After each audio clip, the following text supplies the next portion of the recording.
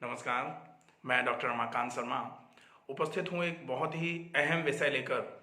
एक कहावत तो सुनी ही होगी कि किसी को कभी छोटा नहीं समझना चाहिए। एक छोटी सी चींटी अगर सही फेवरेबल कंडीशन और सही मौका देख करके हाथी की सूंड में घुस जाती है तो वो इतने बड़े हाथी को परेशान कर देती है। ऐसा ही एक रोग आजकल हमारे आसपास फैला हुआ है। अभी तक तो हम कोरोना वायरस से डर करके अपने घरों में बंद थे। अब एक और रोग आ गया, म्यूकर माइकोसिस, ब्लैक फंगस, और साथ में वाइट फंगस भी। तो ये जो म्यूकर माइकोसिस है, ये एग्जैक्टली है क्या, इसके होने के रीजंस क्या क्या हैं और ये क्यों हमारे शरीर में अब अटैक कर रही है। तो मूल रूप से यदि देखा जाए कि ये इतने छोटे छोटे जीव जंतु हैं जिनके बारे में हमने कभी आज तक सोचा भी नहीं होगा। हम देखते थे ब्रेड्स पर बरसात के बाद प्रॉपर हवा नहीं मिलने पर दीवारों पर हमारे जो चमड़े के जूते हुआ करते हैं उन पर, या फिर फ्रिज की जो चारों साइड डोर के पास में जो रबर होती है उस पर काला काला जो फंगस लगता था, वो जो काला फंगस था वही काला फंगस आज हमारे लिए, हमारे जीवन के लिए खतरा बना हुआ है। अभी तक ये शरीर में होता था, रोगों के रूप में ही मानवों को परेशान भी करता था, लेकिन एकदम से ऐसा क्या हुआ जो इतना बड़ा आउटब्रेक हुआ इसका। तो हम समझते हैं कि ये ब्लैक फंगस एग्जैक्टली है क्या। ब्लैक फंगस का मतलब जो है, ये एक तरीके का फंगस ही है जिसको म्यूकर बोला जाता है। फंगस 4-5 प्रकार के होते हैं, जिसमें से एक फंगस जो है म्यूकर जो फफूंद है, वही फफूंद यदि हमारे शरीर में नाक के या मुंह के माध्यम से हमारे नाक से होते हुए साइनसेस पर चला जाए, नाक से होते हुए रूट अगर ये इंट्राक्रैनियल पकड़ ले, या फिर गले से होते हुए ये फेफड़ों में चला जाए, या फिर मुंह के माध्यम से ये आमाशय तक या आंतों तक पहुंच जाए, तो ये हमारे शरीर के सारे सिस्टम्स को ही नुकसान पहुंचा सकता है। वैसे देखने में ये आता है कि अगर ये ओरल रूट से होते हुए आमाशय में पहुंचा या आंत में पहुंचा तो सामान्य तौर पर इसकी ग्रोथ बहुत ज़्यादा वहाँ नहीं हो पाती।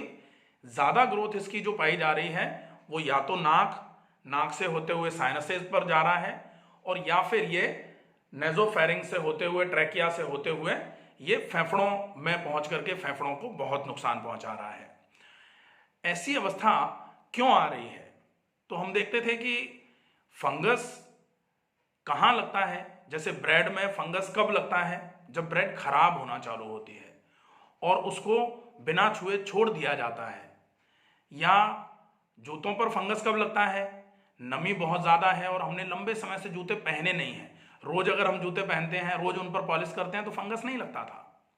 तो ऐसे ही ये हमारे शरीर पर भी नुकसान पहुंचा रहा है। इसका डेफिनेट कॉज यही है कि हमारे शरीर में एक्टिविटी का लेवल जब कम हुआ, या फिर इस फंगस के पहुंचने के बाद इसका मल्टीप्लिकेशन ज़्यादा हुआ और हमारे शरीर में जो इस फंगस को ख़त्म करने की इम्यूनिटी हुआ करती थी वो इम्यूनिटी कम हुई जब। तो फंगल ग्रोथ के लिए मैं एक चीज़ बता दूं, फंगल ग्रोथ के लिए 2 चीज़ें बहुत आवश्यक होती हैं। एक तो होता है शरीर की फंगस से लड़ने की क्षमता का कमज़ोर हो जाना, जो दोबारा से वही बात आती है कि इम्यूनिटी का कमज़ोर हो जाना, चाहे वो वायरस से लड़ने की क्षमता हो, चाहे बैक्टीरिया से लड़ने की क्षमता हो, चाहे वो फंगस से लड़ने की क्षमता हो, तो इम्यूनिटी का गिर जाना। और दूसरा होता है फंगस के लिए फेवरेबल फूड जो होता है, जिसको कार्बोहाइड्रेट बोला जाता है, स्टार्च बोला जाता है, जिसका फाइनल प्रोडक्ट जो ग्लूकोज के रूप में जाना जाता है। तो जिनको शुगर है और साथ में जिनकी इम्यूनिटी कमज़ोर है, ऐसे लोगों को ये समस्या बहुत ज़्यादा हो रही है, होती रही है, और अब आज की अवस्था इसलिए ज़्यादा परेशान कर रही है क्योंकि ड्रग इंड्यूस्ड डायबिटीज़ मेलिटस हो रही है आजकल। जिन लोगों को कोरोना हो रहा है, कोरोना के इलाज के दौरान जिनको स्टेरॉइड्स दिए जा रहे हैं। स्टेरॉइड का मतलब क्या होता है? जो आपकी इम्यूनिटी को सप्रेस करने का काम करते हैं। इम्यूनोसप्रेसेंट्स हैं स्टेरॉइड्स।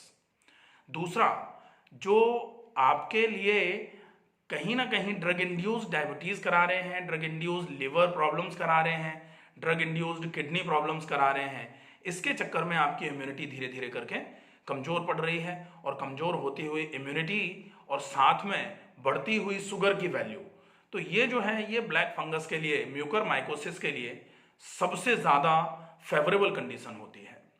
ऐसी अवस्था में अब ये हो तो जा रही है, इसका रीज़न भी अपने को समझ में आया कि बहुत ज़्यादा मात्रा में ग्लूकोज और इम्यूनिटी का कमज़ोर होना ही इस समस्या के होने की मूल वजह है, मूल कारण है।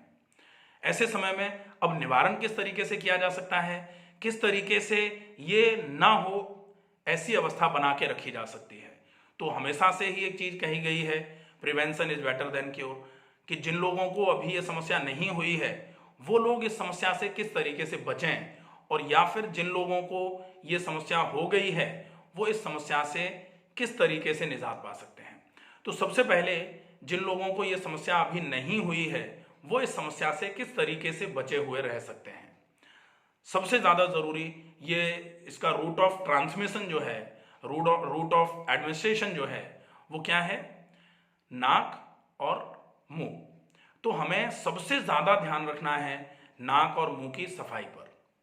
नाक की सफाई, बहुत सारी समस्या तो इस चक्कर में आ रही है कि बहुत सारे लोगों की नाक बंद ही रहती है, एक तरीके से इनएक्टिव हो गई है नाक बंद है, मुंह से सांस भर रहे हैं, खराटे आ रहे हैं लोगों को। अब एक तो नाक बंद है इसलिए नाक में ये पनप सकता है क्योंकि वहां पर कोई एक्टिविटी नहीं चल रही है। दूसरा, नाक बंद है इसलिए मुंह खुल जा रहा है, और खुला हुआ मुंह तो एक तरीके से वेजिटेशन का सबसे बड़ा कारण माना जाता है। तो वो मुंह से भी, नाक में भी जा रहा है, मुंह में भी जा रहा है, प्रॉब्लम है। इसलिए नाक की सफाई और नाक पर लुब्रिकेशन सबसे ज़्यादा पहले नंबर पर प्रायोरिटी दे करके करना पड़ेगा। तो नाक की सफाई का सबसे अच्छा तरीका क्या होता है, वैसे तो ये है कि हम पूरी शुद्धि का ही ध्यान रखें। कहा जाता है कि शुद्ध शरीर पर ये जो संक्रमण है ये कम से कम होते हैं। तो नाक की शुद्धि के लिए जलनेति एक बहुत अच्छा प्रोसेस है। हल्का निमाया सा गुनगुना पानी, उसमें थोड़ा सा नमक डाल करके एक नाक से इधर की तरफ से पानी को डाल के इधर की तरफ से निकाला जाए, फिर इधर से पानी डाल करके इधर से निकाला जाए। इसके लिए जलनेति के प्रोसेस किस तरीके से इसको फॉलो करना है, किसको करना है किसको नहीं करना है, इसके लिए जलनेति का आप वीडियो देख सकते हैं यूट्यूब पर, और उसके हिसाब से इसका फॉलो अप कर सकते हैं।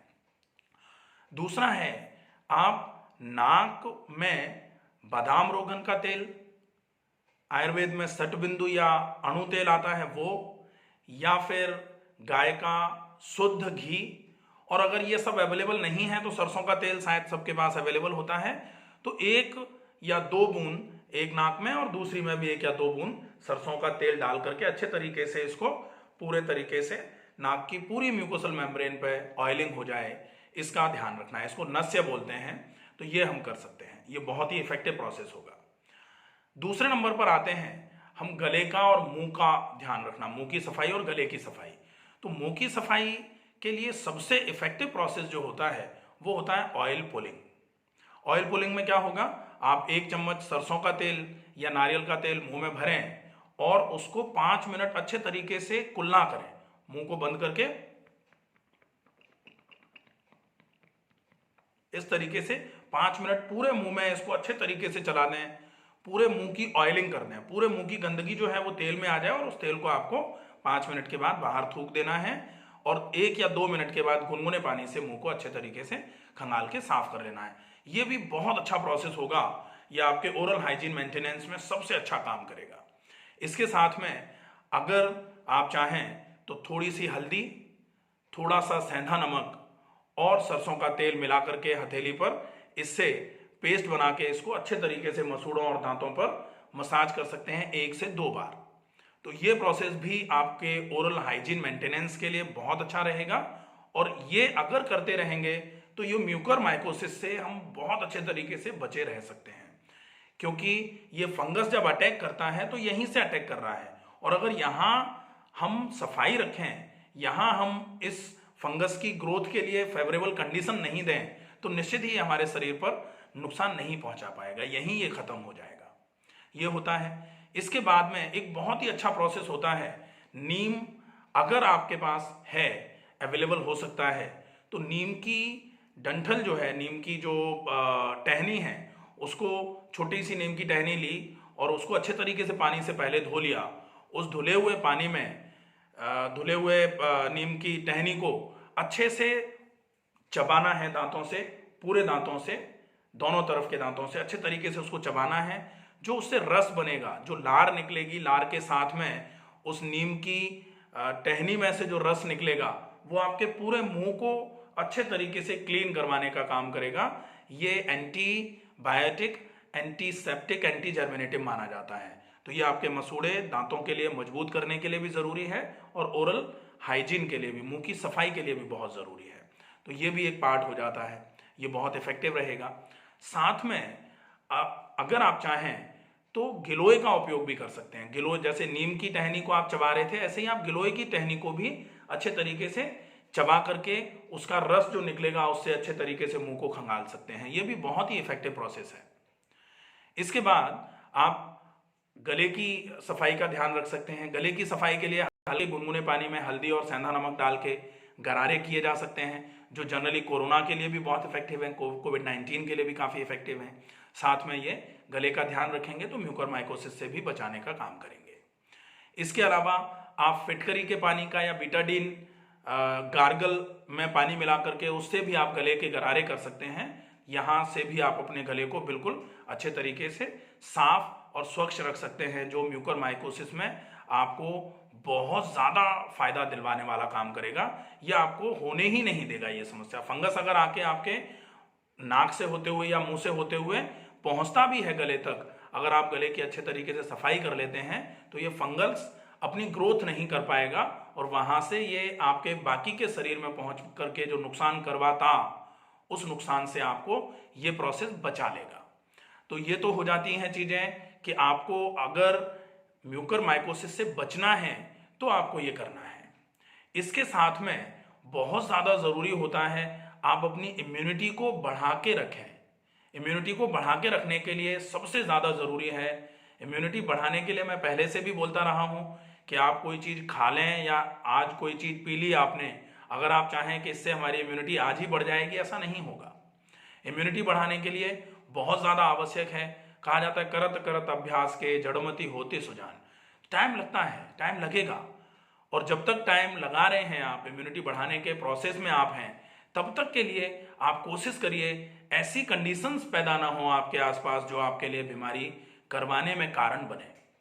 तो आसपास की सफाई रखें, अपने शरीर की पूरे अच्छे तरीके से सफाई रखें, साफ स्वच्छ भोजन करें, गर्म भोजन करें, बासी भोजन ना किया जाए, इसका विशेष ध्यान रखें, और सुपाच्य या हल्का भोजन करें जो जल्दी पच जाता है, इसका ध्यान रखें। उबली हुई सब्जियां खा सकते हैं, उबला हुआ सलाद खा सकते हैं, अंकुरित कच्चे अगर पच जा रहे हैं तो ठीक है, नहीं तो अंकुरित को भी थोड़ा स्टीम करके या उबाल करके खाया जा सकता है। फल खा सकते हैं। इन सब चीज़ों का इस तरीके से उपयोग करें कि ये शरीर में जाके जल्दी पचें, और आपकी पाचन क्षमता अगर अच्छी है और बाकी आपके पूरे सिस्टम से एक दूसरे के साथ मिलकर के काम करना चालू रखे हुए हैं तो निश्चित ही आपकी इम्यूनिटी बहुत अच्छी हो जाएगी। तो ये इम्यूनिटी अच्छी रखें और बहुत ज़्यादा ग्लूकोज का इंटेक ना करें, बहुत ज़्यादा मात्रा में मीठे का उपयोग ना करें। अगर आपको शुगर है तो आपको निश्चित रूप से अभी ये समय ऐसा है कि शुगर को चाहे जैसे भी करना पड़े मेंटेन करके रखें। आप शुगर खाने से मेंटेन कर सकते हैं, व्यायाम से मेंटेन कर सकते हैं तो कर लीजिए। अगर आप खाने और व्यायाम से मेंटेन नहीं करवा पा रहे हैं तो आप दवाई लेके शुगर मेंटेन करवाइए। अगर उससे भी मेंटेन नहीं हो रही है, आप इंसुलिन लगा के शुगर को मेंटेन करें। ये बहुत ज़्यादा आवश्यक है। अच्छा, जिन लोगों ने ट्रांसप्लांट करा रखा है, जैसे किडनी बदलवा रखी है, किडनी ट्रांसप्लांट करा रखा है, या लिवर ट्रांसप्लांट करा रखा है, या फिर जो स्टीरॉइड्स पर चल रहे हैं, या फिर इम्यूनोसप्रेसेंट ड्रग्स जो ले रहे हैं, ऐसे लोगों को इस समस्या से बहुत ज़्यादा बचने की आवश्यकता है। क्योंकि अगर इम्यूनोसप्रेसेंट्स ले रहे हैं या स्टेरॉइड्स ले रहे हैं तो आपकी इम्यूनिटी वैसे ही बहुत कमज़ोर पड़ती है, और कमज़ोर इम्यूनिटी इस समस्या के लिए सबसे ज़्यादा फेवरेबल मानी जा रही है। तो ऐसे लोग विशेष ध्यान रखें। ये जो चीज़ें आपको, ये जो नियम आपको बताए हैं, इनका अच्छे तरीके से उपयोग करें और इस समस्या से बचे रहें। जिनको ये समस्या हो जा रही है, अब म्यूकरमाइकोसिस की प्रॉब्लम हो गई है और डिटेक्ट भी हुआ कि फंगल ग्रोथ हुई है, ब्लैक फंगस से इंसान इन्फेक्टेड है, पेशेंट को तकलीफ होने लग गई है, तकलीफ का पता कैसे लगाएंगे? आपके नाक में, नाक के आसपास, आपकी आंख में, सिर में बहुत तेज दर्द हो रहा है, तो आप इसके लिए डॉक्टर से मिलकर के उचित सलाह लें। अगर ज़रूरत लग रही है तो आप इसके लिए जो भी क्लिनिकल टेस्ट होते हैं उनको करवाएं। कंफर्मेटरी डायग्नोसिस के बाद अकॉर्डिंगली ट्रीटमेंट करें। अकॉर्डिंगली ट्रीटमेंट मैं इसलिए बोल रहा हूं कि ये जो चीज़ें आपको बताई थी ये आप कर रहे हैं और इनको करना ज़रूरी भी है, लेकिन साथ में यदि क्लिनिकली ऐसा माना गया कि ये समस्या ज़्यादा हो गई है तो समय रहते इसका जो भी ट्रीटमेंट, क्योंकि मैं इसलिए बोल रहा हूँ जो भी ट्रीटमेंट करवाना उचित हो वो करवाया जाए। क्योंकि अगर हम चाहें कि ये फंगल ग्रोथ एकदम से बहुत ज़्यादा हो गई है और बहुत ज़्यादा ग्रोथ ने एकदम से आपको ब्रेथलेसनेस की कंडीशन में डाल रखा है, आपको आंख में प्रॉब्लम हो रही है, ये फंगस जो है ब्रेन तक पहुंच गई है, इंट्राक्रैनियल फंगल ग्रोथ हुई है, या फिर ये साइनस में जाकर के एकदम से उसने पूरे के पूरे साइनसेस को एक्वायर कर लिया है, ऐसे समय में हम बहुत ज़्यादा देर ना करें, समय रहते ही, क्योंकि ये भी कहा जाता है जो समय विचारे ना करे सो आगे पछता है। तो समय पर जो चीज़ हो जाती है वो सबसे ज़्यादा इफेक्टिव है। अगर ज़रूरत लगे, ऐसी कोई समस्या ज़्यादा ही आ गई है, तो एक्सीजन सर्जरी करके उस पार्ट को साथ के साथ निकलवा के बाहर कर दिया जाए ताकि ये पूरे के पूरे शरीर को एक्वायर ना करे। क्योंकि ये ग्रोथ बहुत जल्दी करती है और ग्रोथ अगर हो गई है तो उस ग्रोथ को जहां हुई है उसको कंट्रोल करने की बजाय उस जगह को काट करके निकाल के बाहर कर दिया जाए और बाकी जो चीज़ बची हुई है शरीर में, जितना पार्ट शरीर में बच गया है उसको अच्छे तरीके से मेंटेन करने के लिए हम इन नियमों का पालन कर सकते हैं। तो ये है म्यूकरमाइकोसिस। इसके लिए विशेष ध्यान रखने की आवश्यकता है। यदि हम अच्छे तरीके से नियमों का पालन करेंगे तो निश्चित ही इस घातक समस्या से हम अपने आप को और अपनों को बचा सकेंगे। पूरा ध्यान रखें, अपना ध्यान रखें, अपनों का ध्यान रखें। नमस्कार।